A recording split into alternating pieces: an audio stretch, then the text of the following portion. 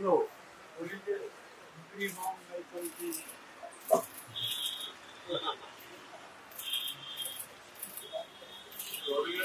yeah. It's energy. How is that? My daughter come all the way. Kadam from Vrindavan. Kadam, yeah. Many years back, you presented me Kadam in IAC. Oh. So Kadam is secretary after Lord Krishna. Yes. Thank you, sir. You lead up.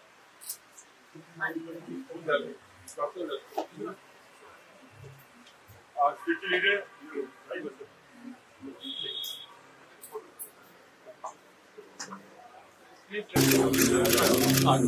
Doctor, please, Doctor, please, General Saab, please. General Saab, Doctor Rabir Singh, please.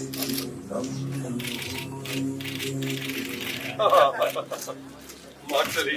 Yes. Goswami. Fantastic. Yeah.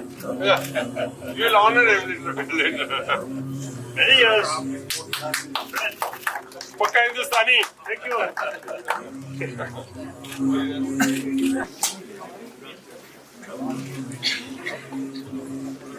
His Holiness the Dalai Lama, our respected Chairman, former Prime Minister of India, Dr. Manmohan Singh Ji, Mrs. Manmohan Singh Ji, our Jathedar, Professor Manjeet Singh Ji, our main speaker this morning, Professor G. Goswami, our amendment and spiritual leaders. Before we begin this function, we would like to recite Mool Mantra. We all know when Baba Nanak got his enlightenment, first thing he uttered was, Na koi Hindu, na Musliman. He had come to unite, not divide.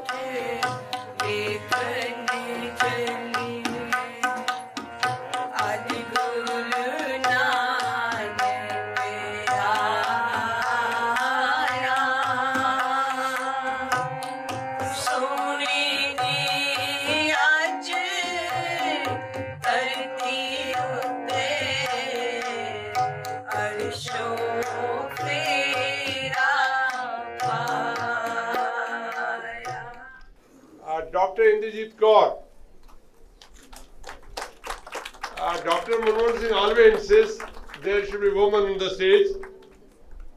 And during our seminar, Guru Gobind Singh, we requested BBG. She says, I don't want to sit on the stage. Today also she is in the second queue. Please, BBG, please come. This is gift from my special center for you. In Galwara we have one special. Sir Mark Tully.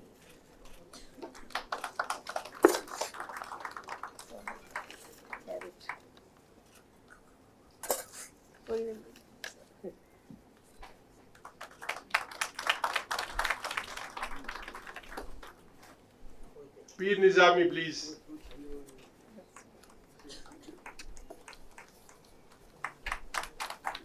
Acharya Goswami, Srivas Goswami.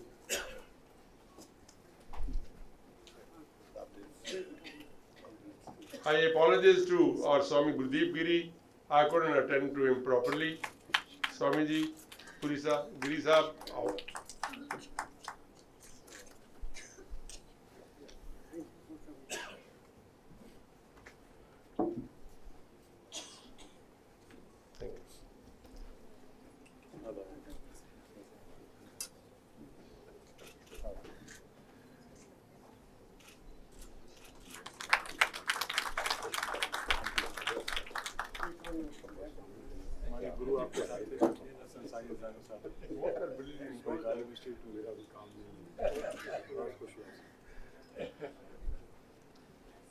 Srivas Goswami, green movement in Vrindavan is so charming.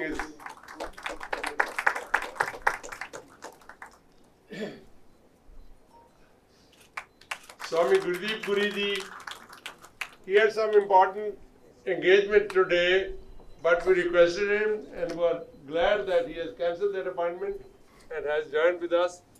He's doing those things which were taught to us by the Gurus. 2 more minutes. As Professor Goswami brilliantly explained the exhibition outside, this is a result of our 6 months effort, and influence of Dr. Manmohan Singh, who got permission from various ministries and resources. Dear my friend, long time friend and respected.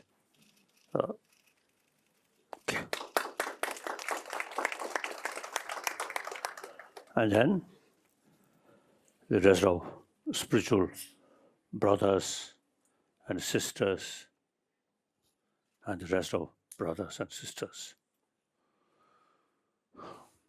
Indeed, I feel great honor to participate in this function. About 550 years, correct?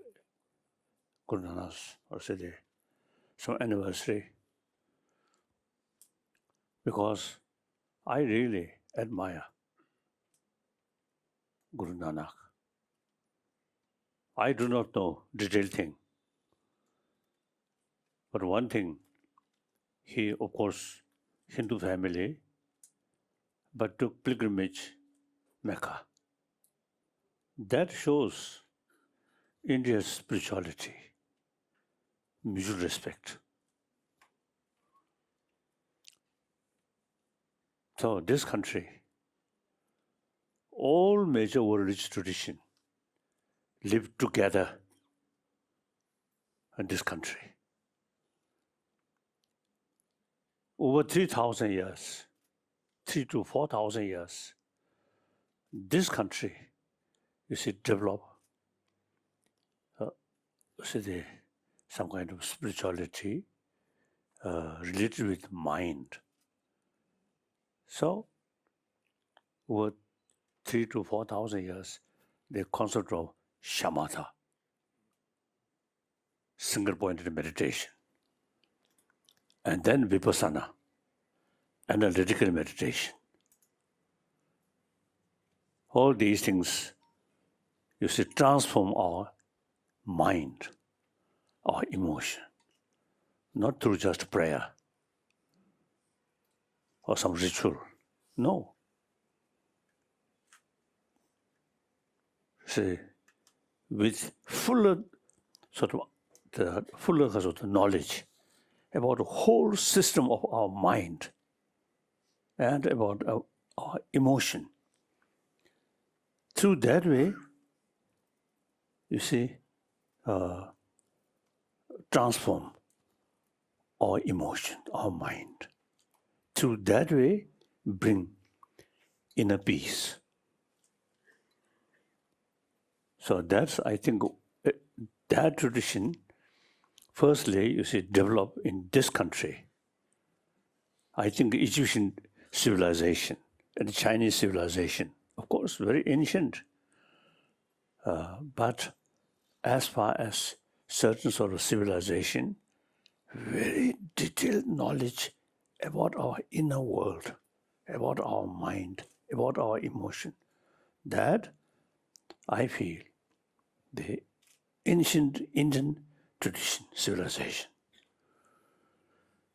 So then, naturally, say once we know there are different sort of mental disposition, so automatically understand to humanity need different sort of tradition, different spiritual belief. Okay. So, Guru Nanak, one sort of the production of Indian tradition. Then, like Jain Mahavira, and Buddhist Buddha Shakyamuni, Gautam Buddha, and all other some ancient Indian sort of spiritual masters. They develop among the among the religious field, pluralism. So, over 1,000 years, this country kept this religious harmony on the basis of understand or accept pluralism, different religious tradition. So now that India's tradition, recently I participated in one meeting with Buddhist monks sort of conference. After sort of other people spoke, then my turn, and I mentioned I don't like too much formality. Better to speak, I said directly or I said friendly. So then I sort of mentioned there is a big question. We are 21st centuries, and a lot of conflict in the name of religion. We noticed. So now big question is whether religion is relevant to today's world or not. If religion not much value to humanity, then better no religion.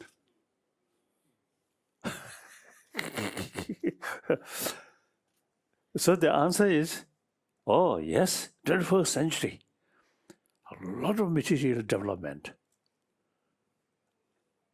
and modern education, highly developed everywhere, but a lot of problems there. So these problems happen because our existing education system very much oriented about material value. So you see, whole generation through that kind of education eventually create materialistic life, materialistic culture. So in materialistic life, materialistic culture, not much sort of emphasis, importance of inner peace. So therefore, today's world, this very moment, we enjoy peace, calm. But at this very moment, same planet, people sort of killing.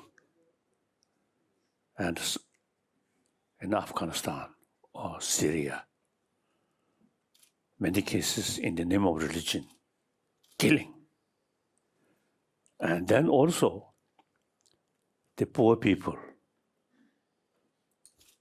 always suffer. Too much gap, rich and poor. And then like those thousands children in Yemen facing starvation. And due to lack of sort of medical, medications, right? Same human being. Even animal, social animal. One of their member dying, the another, you see, stand and licking. We are social animal.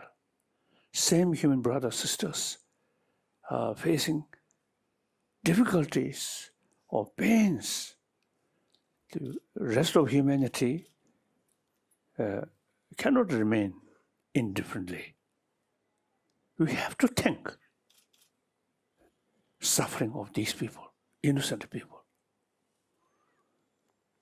So now all these problems, if we go deeper level, lack of compassion, a lack of karuna. So therefore, now all major religious tradition inspired different philosophy. Some say there is God. Some say there is Creator. Jains and one part of Sangha philosophy, very ancient one, and then later Buddhism, no God. We are very sinful. So basically, on this planet, the theistic religion, most of the religions are theistic, believe God. Jainism and Buddhism and one part of Sanghism, no God. Believe self-creation. Everything depends on oneself. Therefore, human action is very important. Any sort of significant action related with motivation, emotion. So we have to take serious concern about mental level, peaceful mental level, compassionate mind. So therefore, since today's 21st century's sort of humanity here, a lot of problem. Beside nature disaster, human-created problems, a lot of problem. So all major world religious tradition which carry message of love, karuna, and with karuna, ahimsa. This message is very, very relevant to today's world. So therefore, I think various different religious traditions still relevant to today's world. Now, on that basis, now religious harmony is very important.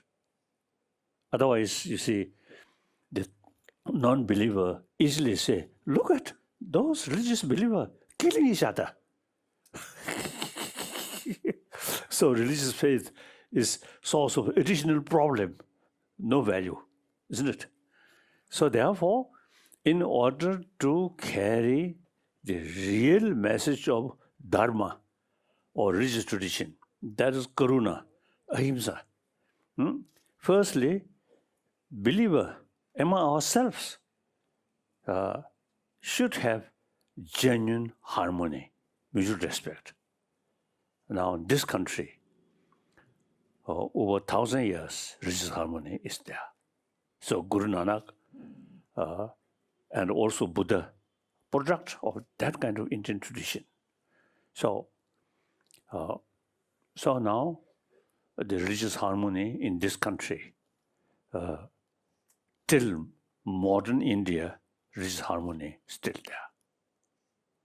So that's, I think, very, very important.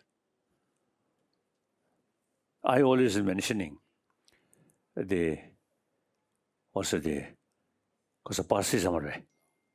Parsi, the follower of Zoroastrian in Bombay, less than 100,000. Among millions of Hindus, millions of Christians, millions of Islam in Bombay, small handful Parsi live there very peacefully, no fear. So that's India. So now, India's religious harmony, I think time come, should show rest of the world, different religion can live together.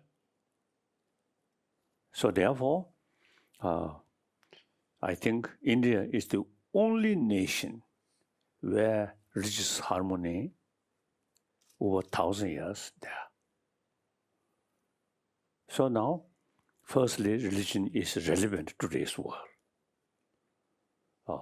Secondly, therefore, religious harmony, all major religious traditions inspired different philosophies. Some say there's God, some say no God. Some say there's next life, some say no next life. Some say, you see, there's nirvana, moksha. Some say no moksha. And you mentioned truth. That's a difficult sort of word. Word. You see, what is truth? Very difficult. Among the Buddhist tradition, so at least the Sodantik, Vipasek, Sodantik, and Chitta Mantra, and Madhyamika, these four major philosophical sort of different school of thought, according to Nalanda tradition. So there are a lot of differences. So in order to pinpoint what is truth. So, huh? Please, little later. No. Okay, I think I will stop. So okay, so therefore, they broadly, in spite of different philosophical views, different tradition, all carry same message of love. So that demonstrated by Indian different religious tradition. So I think modern India, should pay more attention about ancient your knowledge about mind, about emotion. Usually these days, I'm sort of expressing the hygiene of physical important. It is part of our education. Now, hygiene of emotion, equally important. Our world are passing through some kind of emotional crisis. So the hygiene of emotion is very, very necessary. That also secular way, not religious way. So these are Indian tradition. So India have sort of great potential to bring peaceful world through inner peace. Without inner peace, weapon, force cannot bring peace. Peace, firstly, inner peace. Through inner peace, real world peace can achieve. So India, you see, the most populated democratic country, ancient nation, you can make certain significant for world peace. For that, firstly, within the country, you see, the ancient Indian knowledge about our emotion, about our mind, you see, must revive in this modern India. Magdali here, I want to teach him. You see, the Indian modern education introduced by Britisher. So, not this existing modern education is not complete to cope our problem.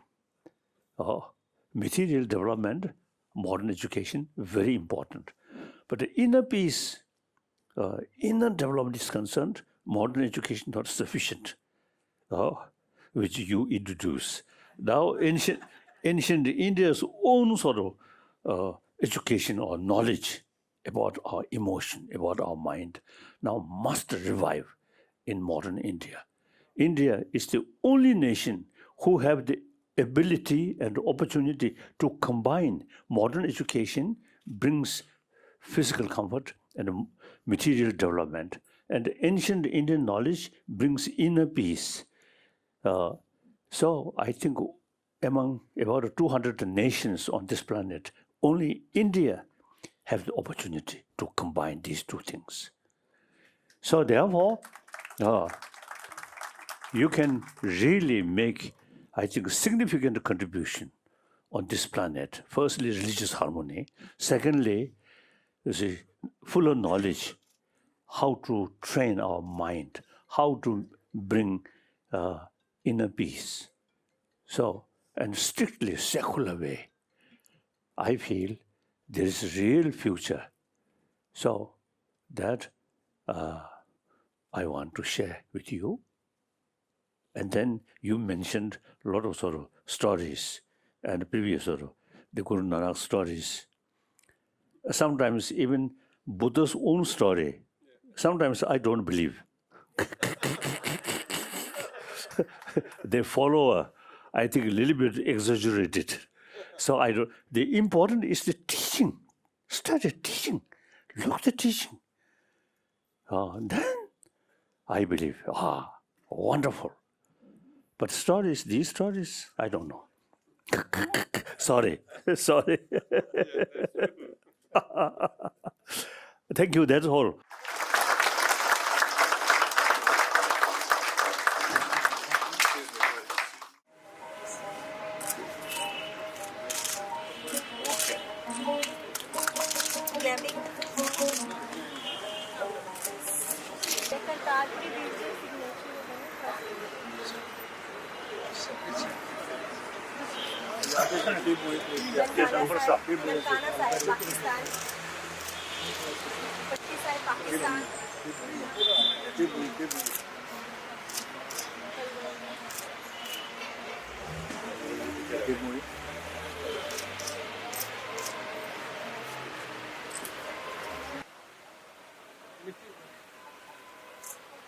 And water from Kalibei. Water from Kalibei. Water.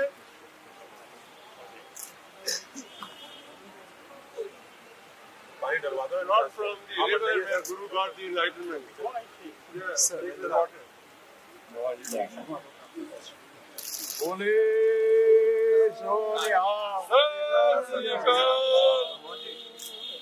Doctor, whether you can start, please.